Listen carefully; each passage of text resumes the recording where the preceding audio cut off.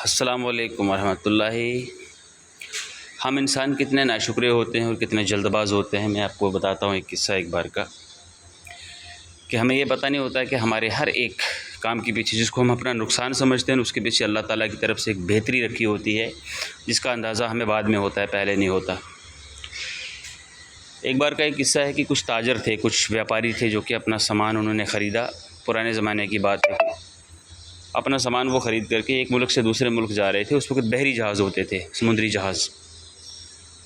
जहाज़ के रास्ते वो अपना अपना सामान लेकर के जा रहे थे। तो रास्ते में क्या होता है, जब समुद्र में तूफ़ान उठता है और जहाज़ जो है डूबने की कगार पे आ जाता है। और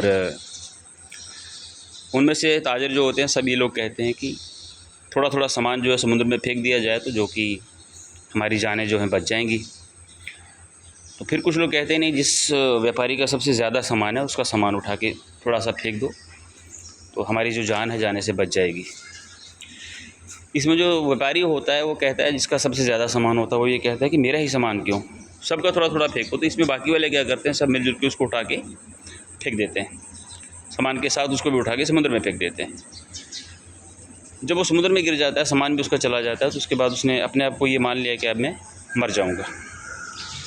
लेकिन अल्लाह की करनी ऐसी होती है कि कुछ देर के बाद वो किसी किनारे पे उसकी जो समुद्र की लहरें हैं उसको उठा के किनारे पे फेंक देती हैं। कुछ टाइम के बाद उसको होश आता है और वो अपने आप को ज़िंदा देखता है। तो ज़िंदा देखने के बाद उस जज़ीरे पे क्या करता है कि वो एक दिन 2 दिन निकालता है कैसे भी करके, और उसको वहाँ पे कुछ खरगोश नज़र आते हैं। उन खरगोशों को भून भान के खाता है। लेकिन अब कुछ लोग यहाँ पे पूछेंगे, वो समुद्र में डूबो तो उसके पास माचिस कहाँ से आई, आग कहाँ से आई, ये अल्लाह बेहतर जानता है। लेकिन मैंने जैसा किस्सा पढ़ा है वैसा मैं आपको बता रहा हूँ।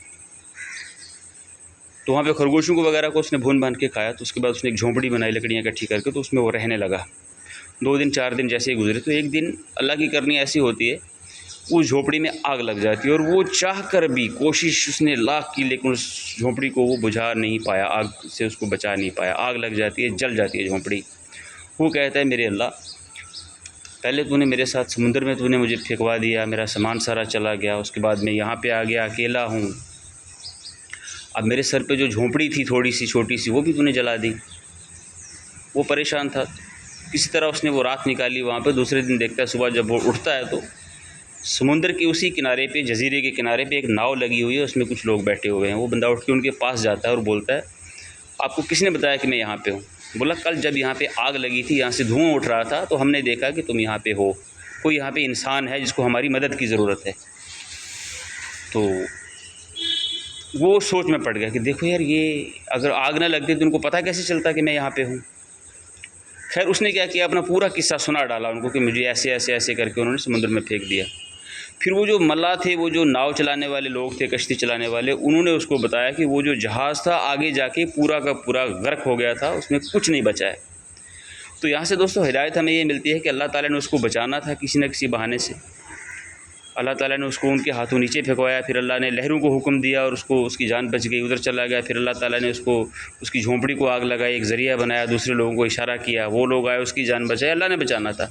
तो हमें इन चीज़ों की, छोटी छोटी बातों को ना देख करके हमें ये पैनिक नहीं होना चाहिए, हमारा ये नुकसान हो गया, क्या हो गया, अब क्या होगा आगे, पता नहीं ज़िंदगी में क्या होगा।